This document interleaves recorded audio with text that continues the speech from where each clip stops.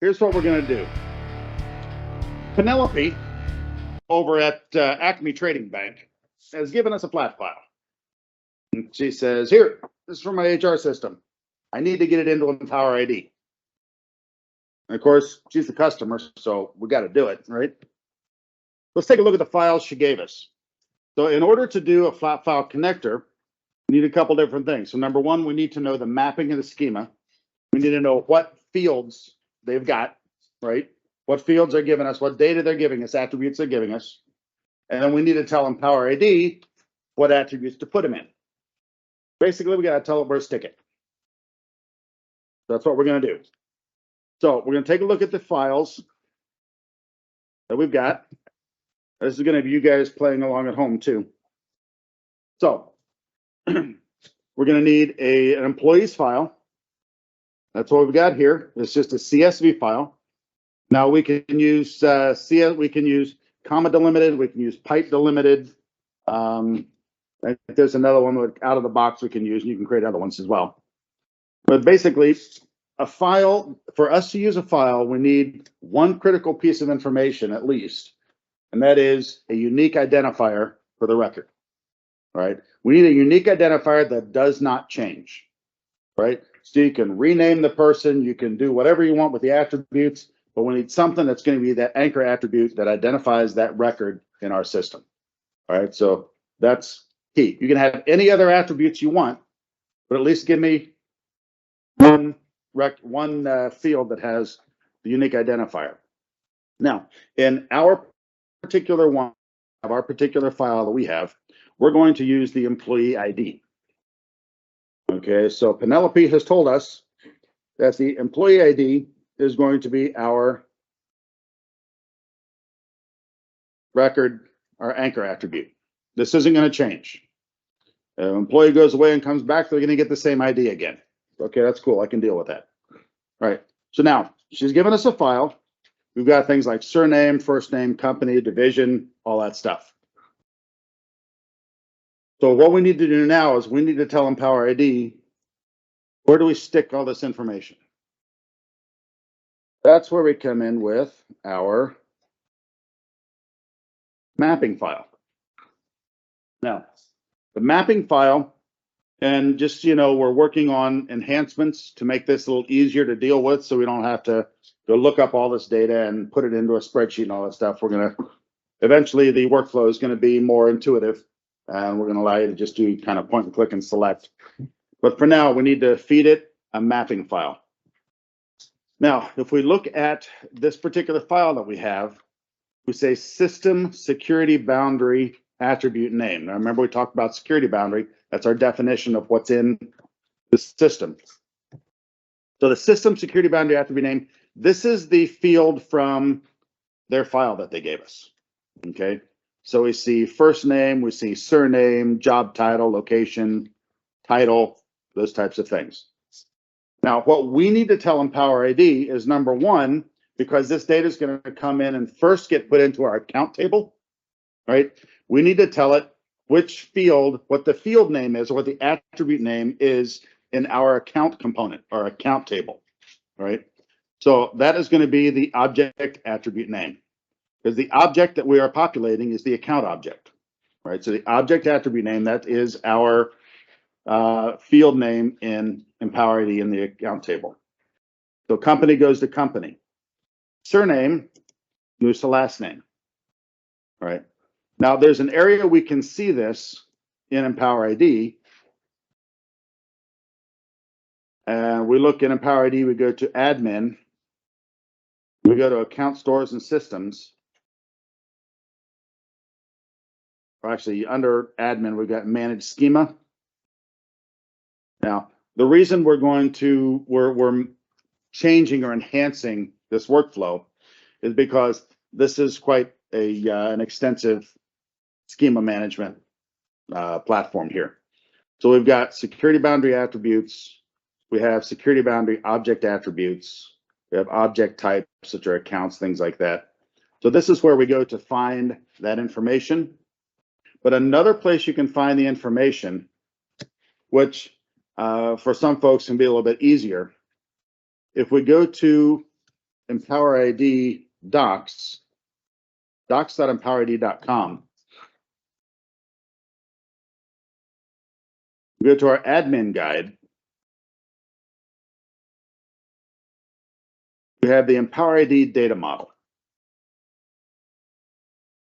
Now, this EmpowerID data model is basically our SQL database schema. Everything you want to know.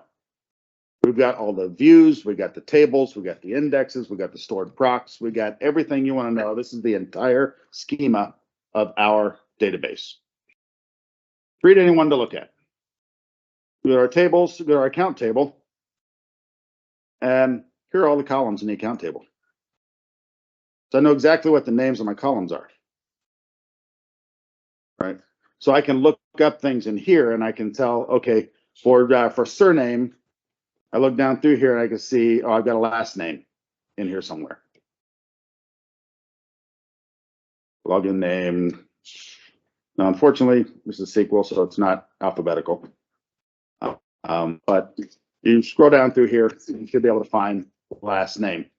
And so you know that that's the field that I need to map surname to. Right. Now, we actually, we're coming up with a, I don't think it's published in our docs yet, but we're coming up with an example mapping file that we'll have in our docs that basically has everything in there, the object attribute names, the person attribute names, the RBAC object attribute names, everything for our entire schema. And then you'll just have to fill in the system security boundary attribute from your file. All right, so it'd be easy to correlate. Mapping, now what we got, we have our system security, this is our flat file. We've got the corresponding attribute name in the account table. And then we have the attribute on the person object that we want to flow that data to in our attribute flow rules, right? And then we're saying that this is for an account object and the synchronization direction initially should be inbound. Okay, so this is the data that we need for our system to set up the initial attribute flow rules for this particular account store. Because remember, this account store coming in, it's brand new. We don't know anything about it. We don't have a definition for it in our system. We don't have a resource system definition. We don't have anything, right? We're creating all of those system definitions from our file here. So this defines our schema. So we've got Penelope's given us the two things we need. She's given us the file for the people and the file for the mappings. All right, so now we are ready to go do stuff. Now, being the thinking ahead person that I am, I have already put these files out there for you to consume. So in your system, everybody go to your keyboards. We're going to actually create our flat file connector now. We're going to go through the process, describe the process as we do it. By the time we get done, we're going to have about 50 accounts in our system. Right? So we're going to go to admin and we're going to go to our account stores and systems under application and directories. Right? And then in this page, we're going to go to our account stores tab. We're going to see any existing account stores that are already there. Now what we're going to do is we're going to come over here. We have a create universal flat file connector account store. All right. Very cryptic name, so it'd be hard to understand it. So universal flat file connector account store. So we click on that guy, and that's going to run our wizard workflow. Oh, dude, you can do it. Now you should also have, in case it's hard to read up here when I do it, you should have universal flat file connector configuration. This is the data we're going to stick into these fields.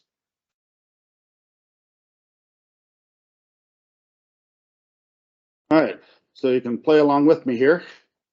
Now, when we're doing a flat file connector, we're going to tell, okay, what type, what sync type are we going to do, bidirectional, outbound, or inbound? For this particular exercise, we're just going to do an inbound connector, right? We're not going to generate outbound files and all that stuff. So this is going to be sync type of inbound. That's what we want. Then we put our own, whatever name we want to put in there, you know, Harry's Flat File Emporium or whatever you want to put in there. I'm going to put I'm going to do Acme HR Flat File. You can put whatever you want in here. It's simply the name that we're going to use to identify it in the grid when we're looking at our account store, so we know what it is. And we do next. Okay, now it's where we're getting into the detailed data that we're going to put in here to describe the file, to describe the records we need to that are important to us, and give it some contextual information as far as culture, date, time, things like that. The first thing is the file path. Now I've placed these files out on our cloud gateway server. That's the connection we have to the on-prem environment.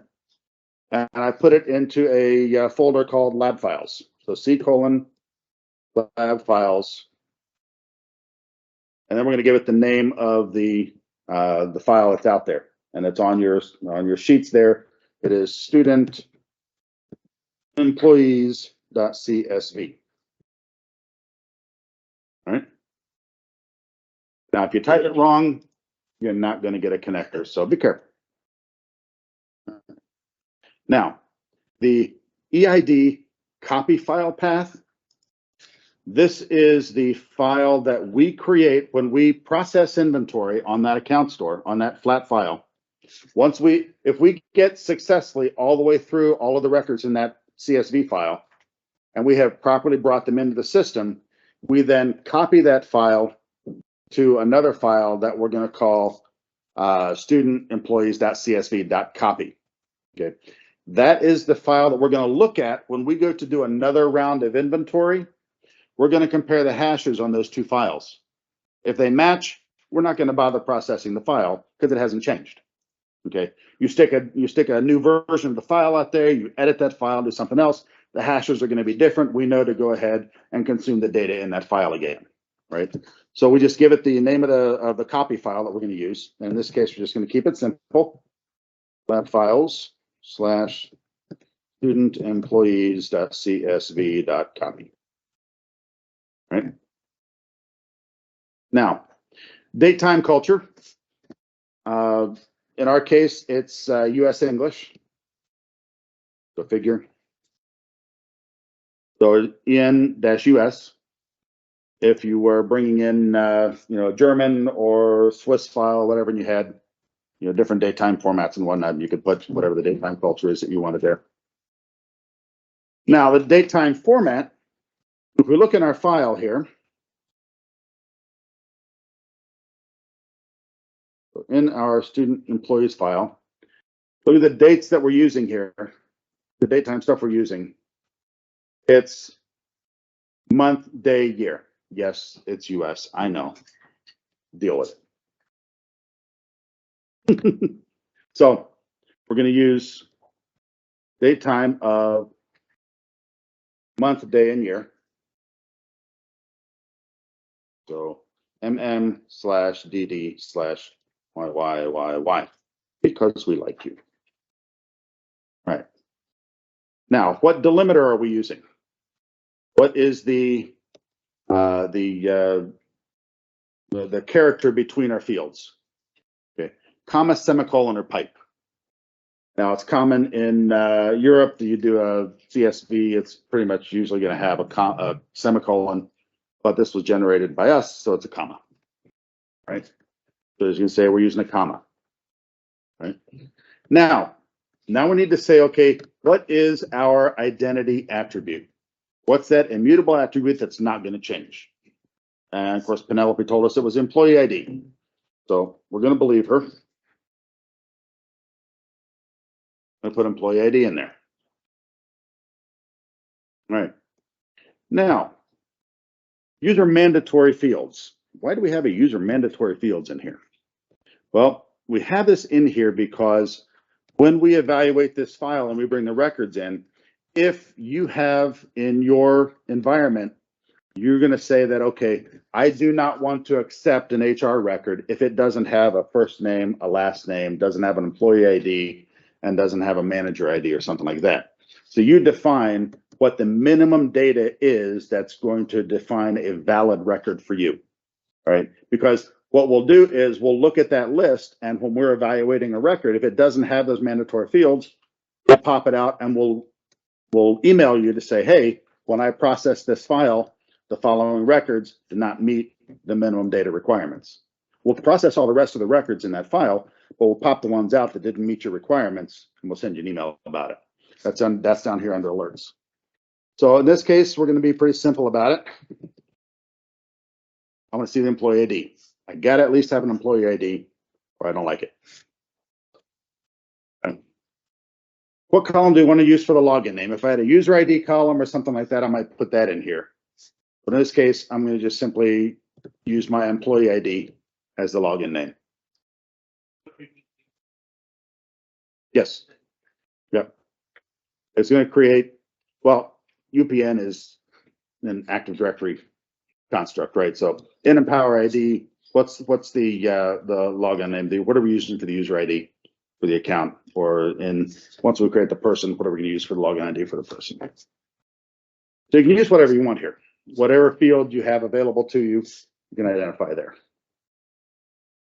Now the path column, if they give you a path column, this would be like the distinguished name, right?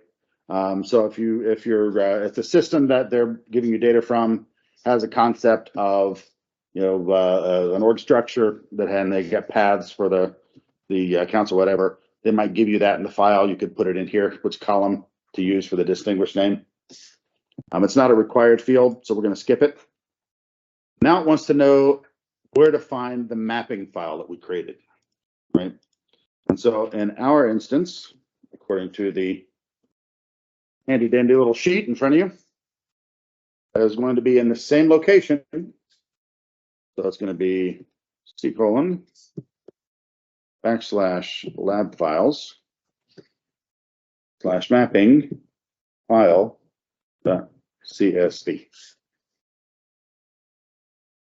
Okay, so that defines the data coming in, right? Now is where we tell it, are we on-prem? Is the Empower ID system on-prem, or do we have to go through the remote cloud gateway to get to our data? And so this is a remote data store, right? So, and let me explain this concept. In Empower ID, when you have a cloud-based system like our SaaS environment, we communicate with on-prem systems through a cloud gateway service or server service that's installed on a system, a workstation or a server in your on-prem data center, right? Now, we will never call out and do an inbound connection to that system ever. It's all outbound, right? So what we do is we use Azure's hybrid queue, kind of the broker service that Azure has. And when we need to communicate and send a request or ask for information or do something in your on-prem system, we go through that hybrid queue, that broker service, right? Now, the cloud gateway that's sitting in the on-prem environment is monitoring that queue to see if there's anything it needs to process, right? So we put the request into that queue, it pulls the request down, does all the work, grabs the data, shoves the data back up to us. And then we pull the information from the queue, process it into our system, and everything's happy, right? So when our cloud-based environment is communicating with your on-prem environment, you just need 443 outbound from whatever server the cloud gateway is sitting on. That's it. We're never going to reach out to try to contact that server through an inbound connection at all. You don't need any ports open. It's all your cloud gateway communicating with Empower ID, saying, what do we got to do? Right. So in this environment, since we're a SaaS, these labs are in SaaS, and we're communicating with a cloud gateway that's installed on the Active Directory VM that we gave you for your lab, this is a remote system. So we say, yes, it's remote. Now, we have some other settings here, the outbound, company, role, inventory. If the customer is giving you role information and location information that we want to populate into our role and location structure, or external roles, external locations, then we might process the company inventory and the role inventory, right? But in this case, they're not giving us, we're going to derive the role and location from the data that they're giving us through another mechanism, our dynamic hierarchy, which we'll configure in the next phase here. But what we do want to do is we want to populate some general system settings. These are the system settings that we would find in our account store definition. Once this account store is created, we could leave this alone and go fill it in after it creates the account store, or we can put them in here now. For simplicity, we're going to go ahead and put them in here now.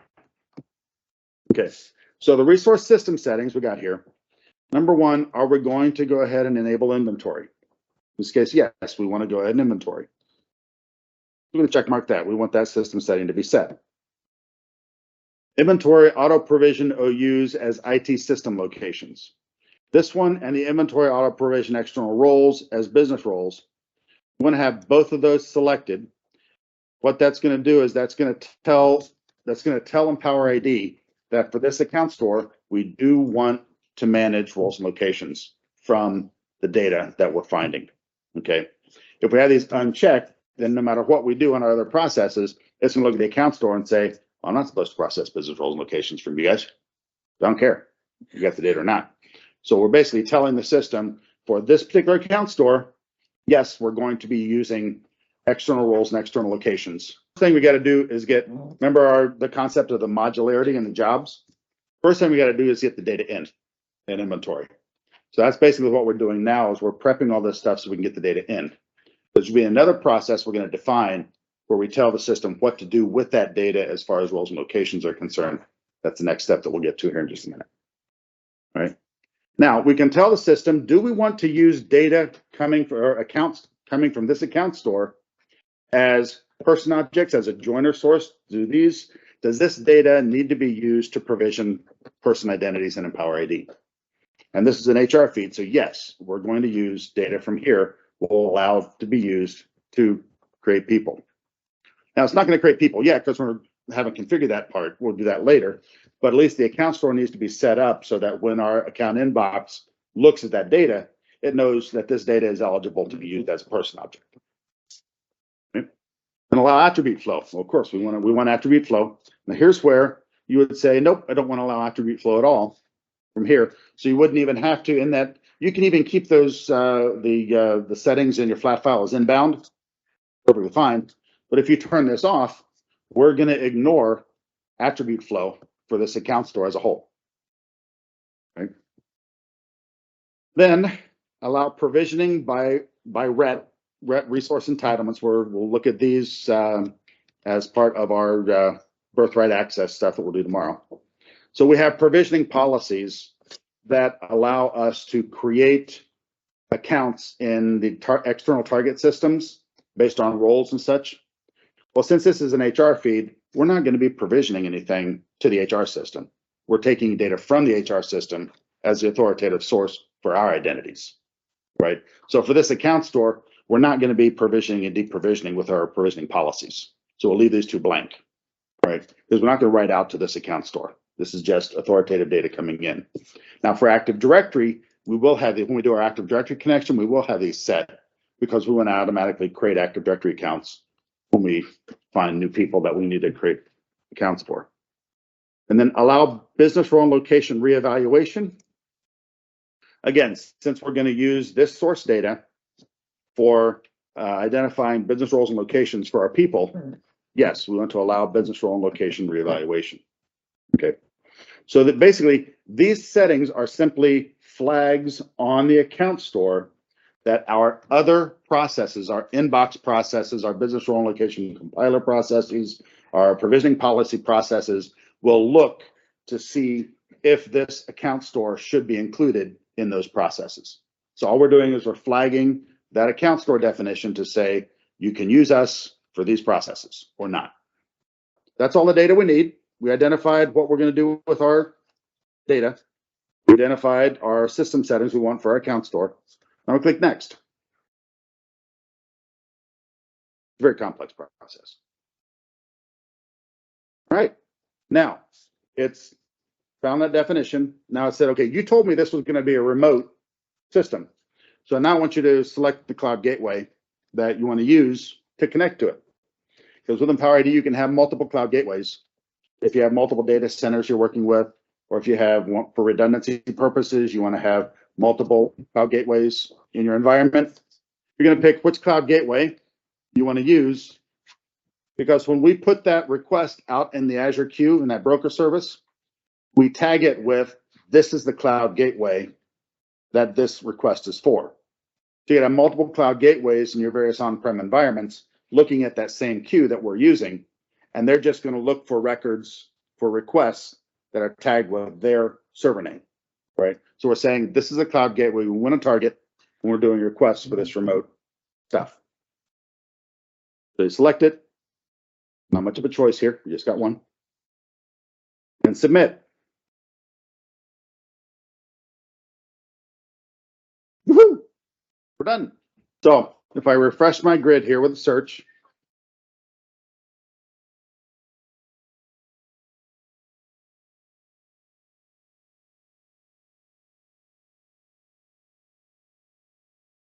I have to do a what inventory? You can't. You can't. No. You can't do a single account inventory. No. Not in this. Not in the flat file connector. We don't do differentials in the flat file connector. We're just gonna parse the whole file and look for changes. Those pretty much do. Most of those do deltas. Almost all those do deltas. Just one user. It's delta. It'll look the entire thing. They'll see what records changed. Yeah. So it'll just do, like, for instance, for Active Directory. We'll talk about Active Directory here in a minute. The mechanism it uses is the USN change number on the records that are on the Active Directory domain controller database, right? So we keep track of the USN number. The last time we did an inventory, we knew that the highest USN number on that database that we looked at was this. So when we go to do the next inventory, we query the database real quick and we say, okay, what's the highest USN number you got now? It says, well, what's this? So, okay, give me all the records between this number and that number. So we're only getting the changes, right? For other systems, other account stores, we may look at the modified date. We knew the last time that we may look at the modified date. We know the last time we get a successful inventory was this date, and now let's look for anything that's after this date on the modified date on the source data. So there's a bunch of different ways that you can do that, each connector based on the way that the system is designed, the external system. If they maintain a modified date, if they maintain a universal serial number, if they maintain whatever data they maintain, if we've created a connector for it, we are reading whatever their mechanism is, and we're doing that for our deltas. So we do that in a flat file connector. It's a simple flat file connector. We're just reading the data in, processing it in memory, and writing it down. And if you're in a workflow, you do a get by ID, it'll do the account for any entry and get the live up. Yep. So if I come down here, I look for my connector now. There's my Acme flat file. All right, so if I bring my Acme flat file up, so if I click on that to bring it up, I can see the information about it. I can edit. All that information we put in previously is available for me. So now that I have, remember we call this the view one for this particular object, the view one for the flat file for this account store. So I can look at things within the context of this account store. So I'm looking at the job history. I'm looking at the history of that particular job I'm looking at the history for any jobs specific to that particular account store. So it's filtering my job history by that account store. Now you'll notice here, it already did it. Since we spent so much time gabbing here, it made it. So if everything worked right, you guys should all have accounts in your systems now from this flat file connector. That's all it was. That's all we had to do. So if I see this, I see it succeeded. So that tells me, oh, cool, it must have succeeded because it didn't error. And now if I click on user accounts here, let's see, we got user accounts. Oh, we got data this time. Woohoo! All right, so we see display name, we see employee ID. So we've got data from our account store. Now, Remember I talked about there's hyperlinks just about everywhere in the system. If I want to actually look at this particular, bring up the view one for this particular account, I can click on the hyperlink here. And since I'm in a browser, I can right click and say, bring it up in a new tab so I don't lose my place. And here I see I've got display name, first name, last name. I look at the organizational information over here. I've got job titles, department, company. I got data. There we go. Yep, I got my copy record out there. Yep. See, we got the copy file out there. So anytime, if it successfully goes through the entire file, it's going to put the copy file out there. So one of the things you might look for is if you don't see the copy file out there, if you're looking in the right place, of course, then it could be because there was an error in the inventory process. It didn't get all the way through the process to complete that file, because that's the last thing it does, is it creates that copy file, right? So that could be a telltale sign that maybe something happened on the inventory if you don't see that copy file out there. And we see our AdminTraining Flat File connector. That's cool. Now, if we look at the resource system view, we're going to see some information about when it did its jobs. And so we'll be able to see history when it's when the inventory was last successful, when the next inventory is going to be, stuff like that. So we can see information from a resource system perspective on that. On the account stores, if we look, we should be able to see a count of the data. So we can see total accounts. It was 50 accounts that it read from that file. Yeah.